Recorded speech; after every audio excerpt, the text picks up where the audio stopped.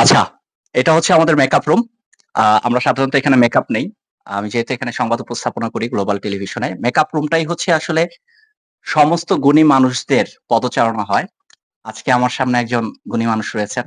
জনপ্রিয় সঙ্গীত শিল্পী তিনি।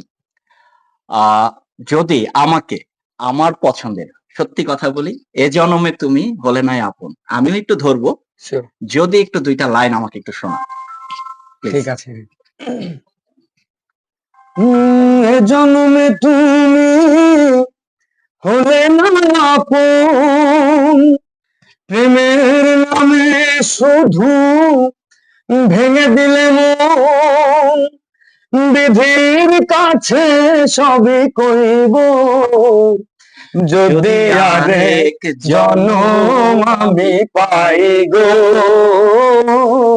সে জনমে তোমাকেই চাই গো, যদি আরেক জনম আমি পাই গো,